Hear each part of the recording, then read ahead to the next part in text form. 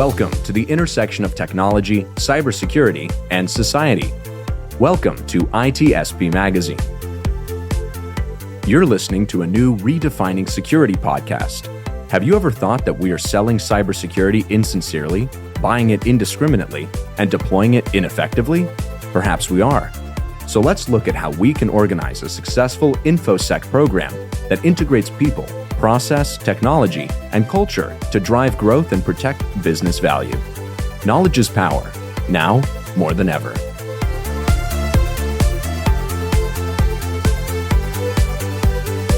HITRUST is a leading data protection standards development and certification organization that strives to safeguard sensitive information and manage information risk for global organizations across all industries and throughout the third-party supply chain. Learn more at hitrustalliance.net. Imperva is the cybersecurity leader whose mission is to protect data and all paths to it with a suite of integrated application and data security solutions. Learn more at imperva.com. Asgardio by WSO2 is a developer-focused identity and access management solution. Offered as Identity as a Service, or IDaaS, Asgardio by WSO2 creates seamless login experiences to your apps in minutes. Hello, you're very welcome to a new episode of Redefining Cybersecurity here on ITSP Magazine. This is Sean Martin, and we're all about operationalizing cybersecurity in the office, at home, in our personal lives, at work, wherever we are. Cybersecurity is important, and it doesn't just happen magically. The technology has a mind of its own sometimes, even though it's created by humans, and we humans need to understand how it works so that we can put it in place properly as well. And it's all about the learning today. And I came across a post on Twitter, I believe it was, where somebody noted that they were getting some new followers for their new YouTube channel, and I took a peek at it and I was like, this is pretty cool stuff. And I was like, I want to speak to the author of these videos, and asked SecAura to join, and he is on with us today. Thanks for joining. Glad to be here. How are you doing, Sean? I'm fabulous. Better now that I get to chat with you. I mean, this is super cool. I mean, what you're doing is amazing, and it's all rooted in creativity and storytelling, getting people engaged and excited about what we do in this space, and learning in the process, which is great. So sure. before we get into the channel and all that's going on in there, perhaps a brief peek into who SecAura is and your journey leading up to creating that YouTube channel. Sounds good. So hi everyone, I'm SecAura, a amateur YouTuber as I coined myself since I've got less than 1,000 subscribers. Really what my channel is about and myself is just about hitting that beginner's area to cybersecurity, kind of just teaching people who don't really know much about cybersecurity about topics that can help guide their journey. I found a lot of the videos I watched online were a little bit too vague, maybe didn't quite touch on the right topics, wasn't quite getting the retention. And I found that the best way to portray that was to work on making the viewers interacted within the whole thing. Pretty much so I put together my videos in a way where the viewers learn foundational steps by step, working with just the theory, then working with some practical, and then supporting that with relevant animations, graphics, live stuff that actually teaches the viewer what's going on under the hood. I like to sort of build on myself in that sense. So the main thing I found that was important was the graphical side, because when it comes to actually learning something, the best way, in my opinion, is visual, guided by the audio. And without the visual, you're just listening to someone talk like we are now. So really what my channel is about, honestly, is just trying to bridge the gap from beginner to competent cybersecurity person. I tend to focus on pen testing related stuff, so hacking as it would be coined, but that's more of a juvenile term, in my opinion. But really what it's about, like I say, is trying to arm the next generation of cybersecurity professionals in what they do. And like I say, in order for us to learn that, the best way is for us to have quality material. And I'm only an amateur in the sense, but I'm constantly getting better at it. And I've been working tirelessly the last few months on trying to put videos together, although I've been a little bit quiet. But overall, really what I'm about is just trying to teach everyone what they need to know about cybersecurity one step at a time. Or as my motto says, ethical hacking one shell at a time, which is a joke on effectively getting reverse shells and remote code execution. So a little bit about me. So been in the industry a couple of years now, graduated top of my class in university a few years ago, and just been working as a pen tester ever since, really. Not that long, about two years or so, actually less than that, as a professional pen tester. But I like to think that I've moved quite quickly in the realms and learning, and I cover more areas than I can when it comes to pen testing, and I'm slowly trying to cover those as I go along. I mainly focus on web stuff, but like I say, just someone who's new to YouTube, trying to make the best I can and constantly developing and learning learning as I go along, as I help you guys learn along too. So really my channel is about is just bridging the next level the best I can. No, I love that. And I mean, you nailed it on the head. It's learning as we go along. You've noted a couple of times you're amateur. I think we're all new at something when we start at something, right? And I like that you kind of coin it as learning together, constantly learning together. And one thing that caught my attention, and I'm looking at the post that triggered this for me, and it says handcrafted animation, and that's what triggered me to say, oh, let me go see what's going on over here, because it takes that takes extra time, right? But if done well in the context of the story you're trying to tell, which maybe we'll talk about in a second, can be super powerful. So talk to me about what drove you to kind of start handcrafting animations to help with the basically CTFs that you're showing. You do a lot of hack the box and things like that. So talk to me about the handcrafted animation. Yeah, no worries. So like I say, again, it's about getting that visual demonstration of the technical subject. And I find that having a handcraft animation that isn't just pictures moving along the screen gives a more personal feel. And the fact that I can make them myself means I can be creative. It means I can make the audience actually involved in what's going on and try and get some of the technical concepts across. From my perspective, if you look at some of my early Twitter tweets, the animation was really rather terrible. I was looking through it a few weeks ago. I'm thinking, geez, like I've come so far, even if I'm not as far as I'm today. Like my animations were a little bit stuttery. They were a bit unaligned, unbalanced, just not great. And I've improved so much since then. I've learned as I've gone along. But no, like I say, honestly, with the animations, the key thing is getting the audience, no matter what skill level they are, to learn something. And the reason I do animations is honestly because I find that's the best way to teach a technical subject. Using bullet points on a PowerPoint, moving things across the screen can sometimes work, but understanding the nitty-gritty bits of some technical concept, that takes a lot of understanding, and obviously to decompartmentalize those stages can be complicated, and therefore animating allows me to separate those separate stages and build it into an understandable story. For example, recently at work, I found a number of critical vulnerabilities, and I presented these at work. And I never told anyone I was going to animate the whole thing. And because I understood all the underlying technical bits, I was able to animate it in a way where everyone could understand it, but also make it fun at the same time. So I took some keywords within some of the animation bits, some of the technicals, and made it fun. So I made, I can't go into details since, like I say, some critical vulnerabilities, but certain names of certain clients, tooling, some Amazon bits in there too. I was able to make fun of those names and how they put together, and then make a really nice, smooth animation. And some of the non-technical people I work with who were in the presentation were like, wow, that was crazy. Like, I didn't think I'd actually understand how this works. And that really is the beauty of animation. I understood the technicals, looked at the basic architecture diagram of how things worked, and then put it in such a way where everything could be explained by things moving along the screen, drawing, and honestly, it came out really well. And everyone who watched it knew exactly what's happening, because I did the animation first, then I did the technical demonstrations of all the criticals I found, And then everyone was like, yep, makes sense. I totally get that. And it really helped me rather than having a really boring architecture diagram. So it's working both in my personal life for YouTube and my professional life in work. Obviously, the two are kind of similar.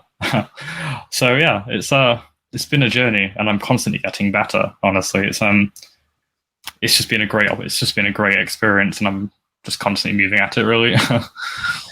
Yeah, no, I love that. And there's one in particular I was looking at. It was web fundamentals, looking at HTTP, and and I mean, even just myself, I'm somewhat technical, but I'm not living it day to day. So I understand it, but not in deep terms.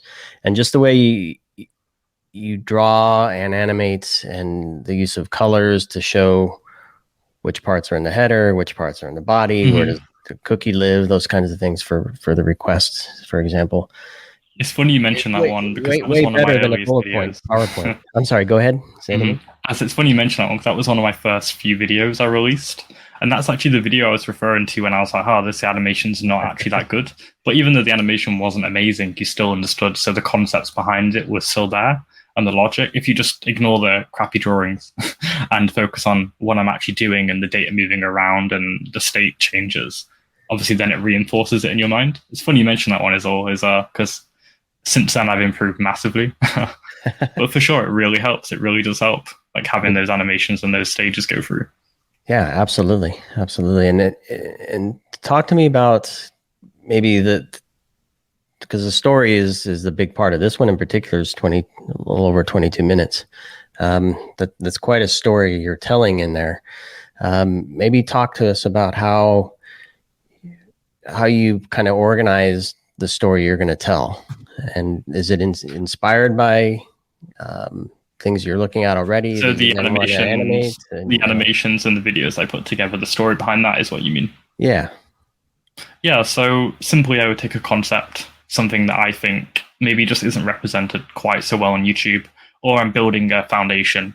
For example, there's lots of YouTube videos on HTTP, but obviously I want to build the foundation. I don't want to rely on anyone else's videos, so I try to build the foundation and say, okay, but let's assume no other videos exist.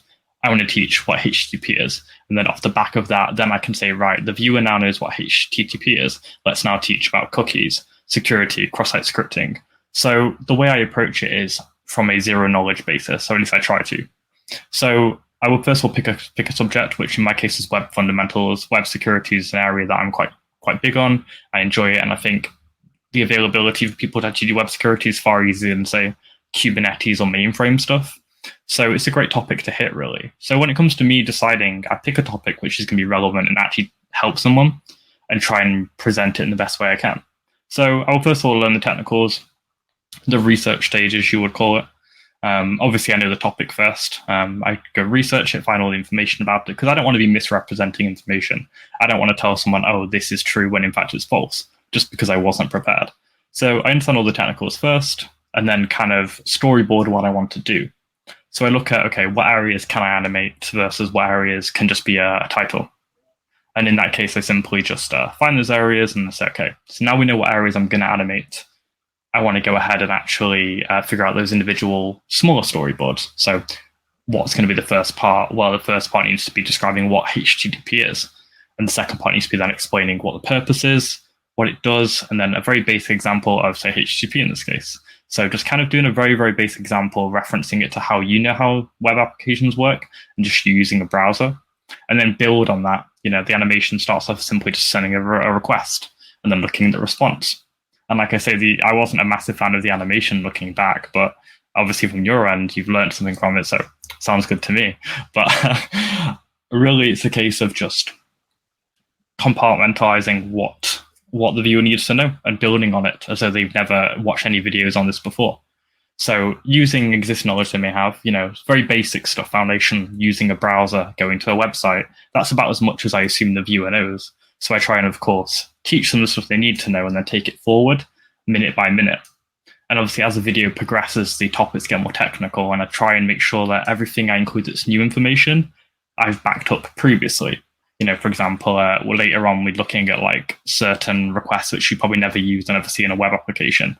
try and back that up again with, okay, this is basically the same as uploading a file, just has a different header kind of thing. So again, just really looking at what the viewer knows already and kind of working forward. And my videos kind of play that storyboard of teach them this, then now they know this, teach them that, and then kind of keep building.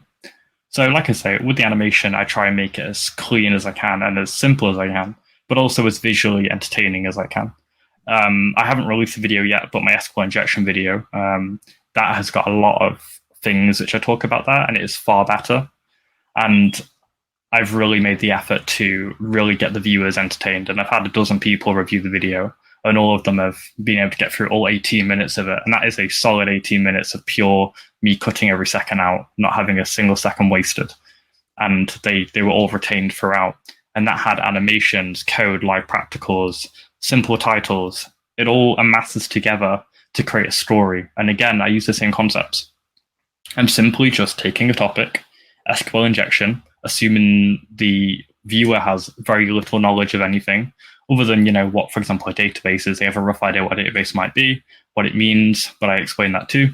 Start from zero and build up, what is SQL injection? What is a database? What is SQL?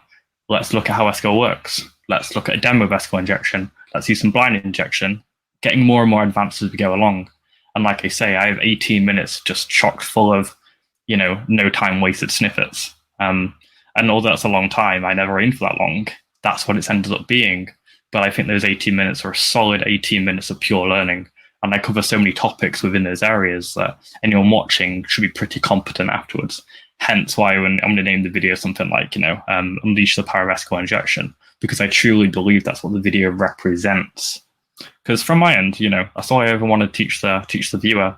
If they have a job interview to prepare for, they watch my 18-minute video, they know everything. They're prepared. They're good to go. They have examples, they have code, they have practicals, they can practice at home. I release all the code on GitHub too, so they can go ahead and build it themselves. I keep it really simple, because that's how I would like to watch videos. So hopefully that makes sense. But yeah, like I say, when it comes to my story, I just look at I just figure out the topic, research it, storyboard it, find the key areas, storyboard those and animate them. Focus on the areas which are more important. I don't need to animate everything. It's a waste of my time and the viewer's time. And then obviously get those individual animations and practical and code examples done. And then in the end, I have a nice video.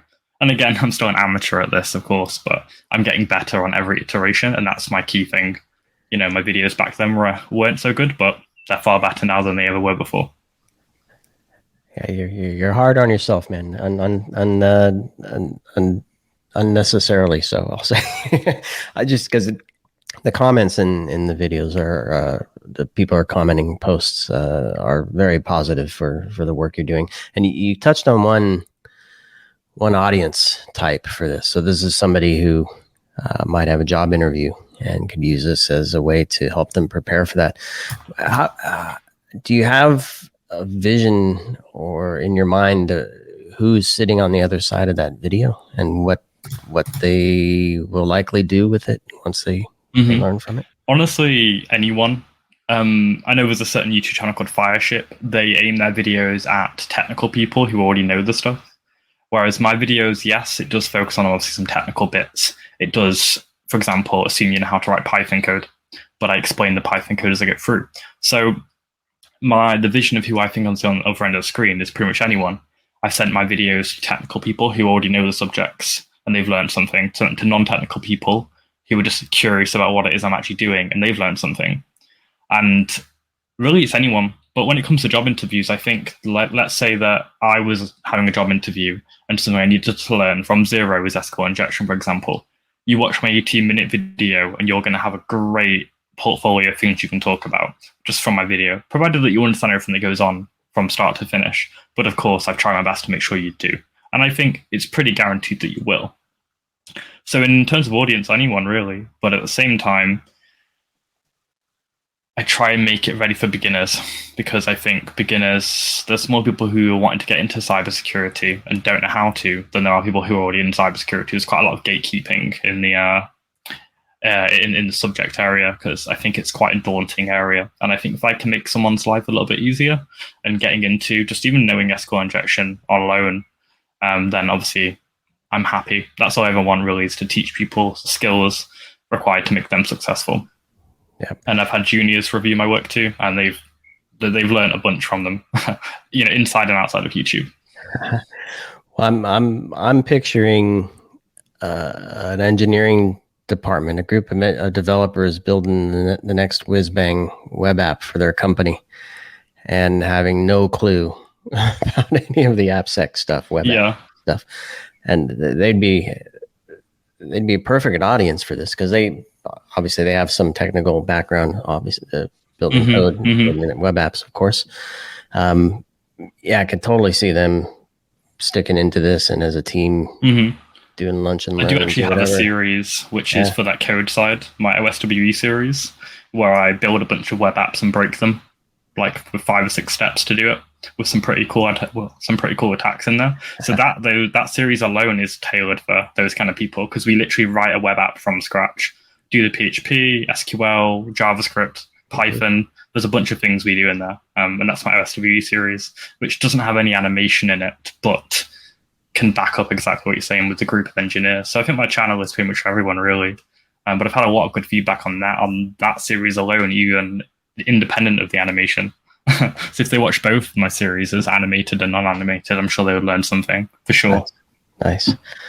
So tell me a bit about some of the topics. Which ones do you find most joy in creating videos for, and which ones do you find resonate most with the audience?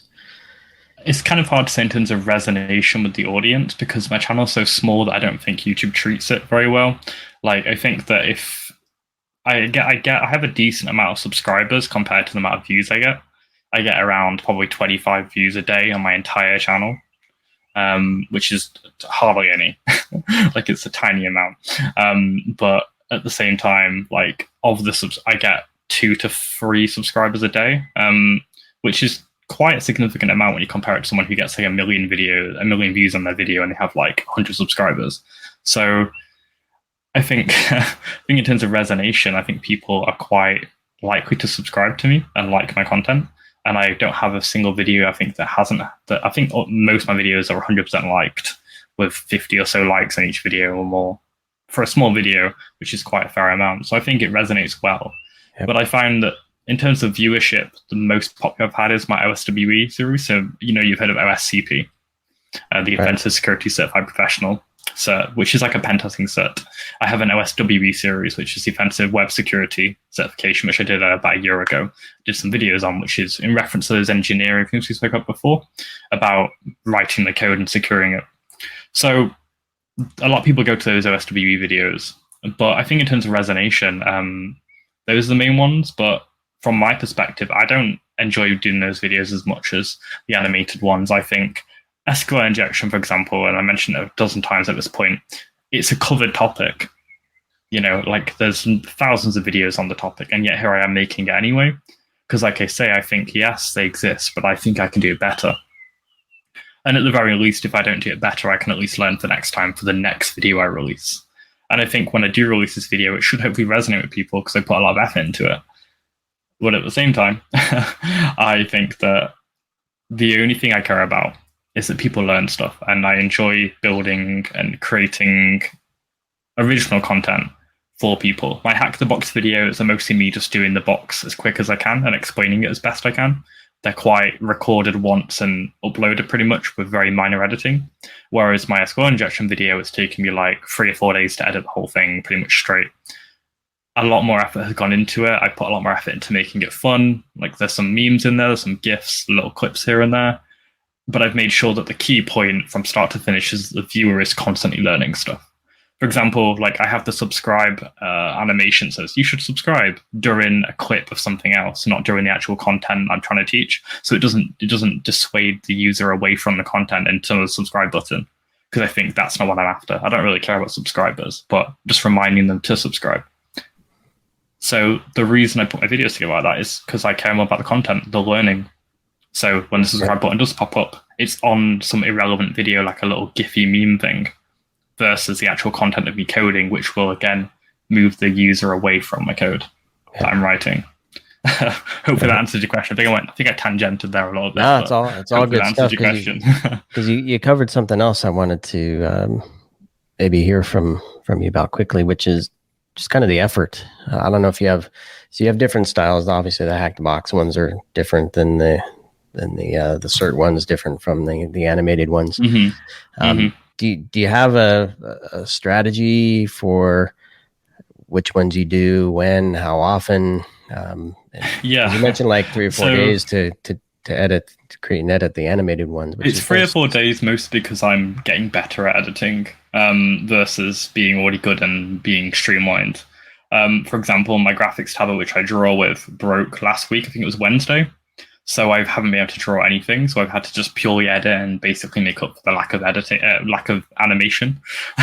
So I've been forced to pretty much edit my way through the entire video, which has been a good experience actually. So I've got way better at editing since, because I never really needed to. I just did a few little jump cuts here and there, cut out the stuff I didn't care about, and uploaded. Whereas now, I'm actually learning how to do editing far better. Done a bunch of research, and now I'm far quicker.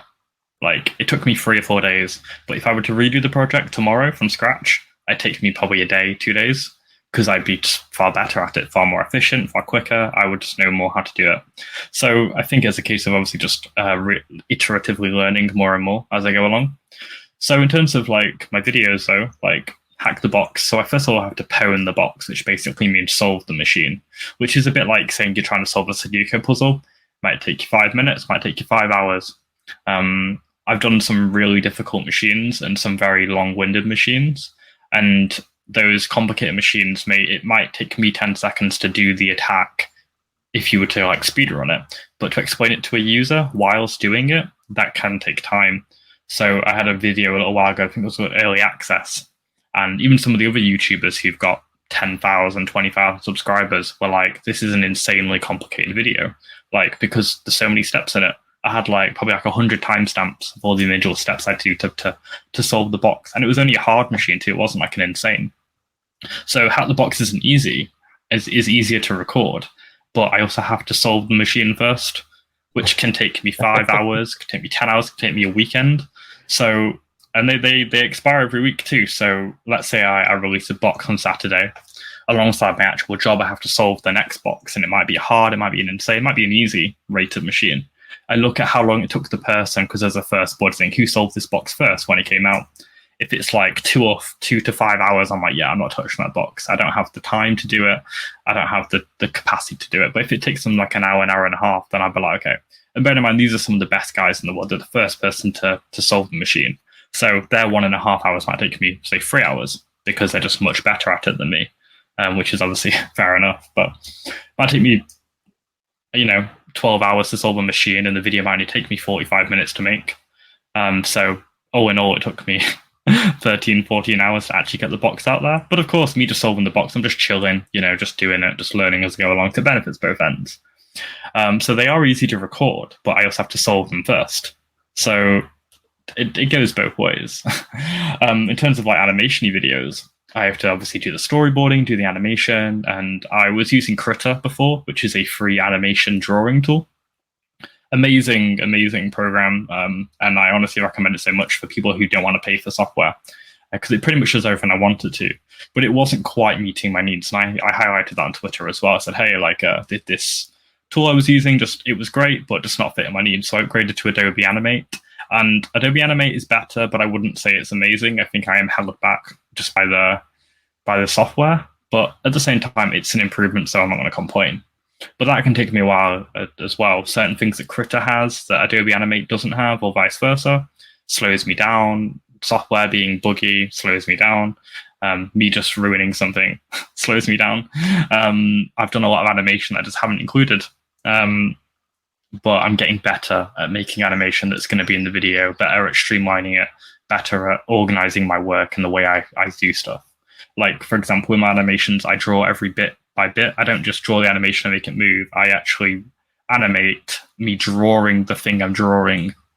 For example, I recently had to draw the Docker icon for one of my work videos. So I Googled the Docker icon. Docker, for those who aren't aware of it, it's like a whale. icon. Drew the whale bit by bit. Had to draw it pretty much exactly how it looks on the website, and then animate it so it looks all cool and how the little boxes like animated and all very fun to look at. And it took me not a long time, but at the same time, it took me a while to get it right, to get it perfect, and it all adds up, honestly. And that was one of the more easier things I've had to draw. But I drew it in such a way where you see the whale get drawn manually by scratch. Its tail moves too. It all takes time. And that all obviously adds on mine. And I'm also working a 9-to-5 pen testing job too, where I do a lot of like out of hours work and on-site stuff. So yeah, I'm just trying my best to, of course, do everything all at once. But I'm just constantly doing something, 9-to-5 plus an additional 6-7 hours, whatever, of animation, hack the box, more work or whatever. Like I don't really stop. Pretty much my like 9 a.m. till midnight is me doing something work related, whether it's animation or like actual work. But that's just I'm happy doing that. So that's what I do. It's the passion, man. It's the passion. It's shining through for sure. And maybe before I get to the final point, can you don't give away anything you don't want to, but how does this, by doing this, obviously hacking the boxes, I would imagine helps you with your job, but being able to describe it and then teach others. Obviously, you told a story of actually doing this internally with some of your peers and whatnot. But how does this help you do better at what you do as a pen tester? So the hack the box stuff, more specifically, because I have to actually solve the box, it kind of pushes me to solve it. So on pure technical skills, I might decide to do a box that I have no idea how to solve, forces me to learn it. Come okay, I want to do a video on it. Let's solve the damn thing first, pretty much. And especially if I solve a complicated box of, say, only 200 solves, which is not a lot of solves in the hack the box realm, then I think I'm probably providing a unique video. And it also means I have to actually put a lot of work in to solve it. If 200 people have only solved it, and I'm the 201st person to have solved it, then it obviously must be quite difficult. And therefore, I'm learning unique skills that other people may not have, because obviously there's a gap in the market for that particular skill set within that hack the box machine. In terms of how it helps me at work, my ability to describe stuff certainly helps when it comes to describing vulnerabilities to clients. For example, my most recent animation I did for work, I had to explain to the client, like I got RC in like half an hour, like, and obviously explain how I did that. The point is, though, behind that is obviously I've only ever got better at describing technical concepts. And I do stutter here and there, not like as an either speech impediment, but like I jumble my words up, when I'm trying to think of technical things. And I'm getting better at not doing that as I go along. And it shows in my videos too. I have to edit less stutters out, because I'm getting better at explaining technical concepts and really thinking about the way I say things and trying to explain it in the least amount of words with the most impact. And like emails too, explaining technical things over email is quite hard to do. It's quite monotonal. So kind of just really learning how you can explain technical subjects over email, over voice to clients is all backed by my YouTube. And me talking to you now, for example, like, if I had spoken to you 6 months ago, I probably wouldn't have been to the point I am now. No expert at talking, haven't done much actual live audio stuff, but I'm only ever getting better. And that's the thing with YouTube. I'm constantly sharpening my axe kind of thing, whether it's in a technical capacity, a presentational capacity. Like I'll probably do a presentation for work probably next year at the next convention we do. Don't know what it'll be on, but we'll see. And obviously did my one a few weeks ago with work internally. It all just helps me really. Just constantly sharpening the axe, really. Look forward to that. And this, my friend, is why I wanted to talk to you. It's the storytelling. And I know the industry and Twitter and LinkedIn and wherever people chat about the need to storytell. This is why storytelling is important, to kind of break down. We talk about in the context of how does CISO talk to the executive staff and to the board about what's going on. It's this type of storytelling. Now, obviously, you're deep in technical, but the point is, tell a story, break it down into bits, animate it, visualize it. It all helps. And so everybody listening to this episode, if you take nothing else away from this conversation, take that with you and then go watch a ton of videos. Tell me, SecAura, what's your vision? What's next, and how can people connect with you? Of course, we're going to include a bunch of show note links. Sure. So my vision is, like you say, just merely doing the best I can at describing technical things to beginners, experienced people, experts, even the experts learning something, and the beginners getting on their boat to actually learn something, getting where they need to be. So in terms of my vision, honestly, just deliver the best technical cybersecurity content I can, mostly within the realms of pen testing. Maybe I'll breach other areas too, but right now it's mostly pen testing. So all I want to do is just teach people, no matter who they are, technical subjects in such a way where no experience to expert, they learn something and they learn it well, and they feel confident they can take they can feel confident the 5 minutes they spend with my video, 10 minutes, 20 minutes, whatever, it's been worth their time. And that's all I ever want. I don't want to waste people's time. I don't like boring gaps of air. I want every minute they spend with me to be a learning minute from start to finish, the best I can. In terms of getting through to me, my socials, so it'd be at SecAura on Twitter. That is SecAura, so SecAura, so SecAura. Sure, the link will be in the description of the show notes anyway. In terms of my YouTube, same thing, SecAura. And that is me, really. I make, animate, code, program, describe theory, practicals, anything I can to teach you what you need to know about cybersecurity in the pen testing region. And that's all I am, really, just one guy trying to teach cybersecurity the best way I can. And animation seems to be my sharpest tool right now, and I'm constantly improving. Nice. Well, you said you want to help everyone learn, and you certainly did that here today. And I appreciate you telling your story and sharing a bit about your channel and how you do it and why you do it and who it's for. I wholeheartedly suggest whoever you are, take a look at these videos. I can see a number of cases where they can be used to, as you noted, do better in job interviews, to transition into new roles, to help your counterparts in engineering, if you're an InfoSec, help them do better at building more secure web apps. The scenarios are endless, and I appreciate you doing this work. And it's a team effort. Yeah, exactly. And storytelling. I'm just going to wrap with that. Storytelling. Thanks for sharing your story, SecAura. Happy to be here. Thanks everybody for listening to this episode. As noted before, there'll be links in the show notes to connect with SecAura and watch his channel, and anything else that SecAura thinks would be helpful for folks listening to this episode. So thanks everybody. Catch you on the next one. Catch you everyone. Thanks. Asgardia by WSO2 is a developer-focused identity and access management solution. Offered as Identity as a Service, or IDaaS, Asgardia by WSO2 creates seamless login experiences to your apps in minutes. Imperva is the cybersecurity leader whose mission is to protect data and all paths to it with a suite of integrated application and data security solutions. Learn more at imperva.com. HITRUST is a leading data protection standards development and certification organization that strives to safeguard sensitive information and manage information risk for global organizations across all industries and throughout the third-party supply chain. Learn more at hitrustalliance.net. We hope you enjoyed this episode of Redefining Security podcast.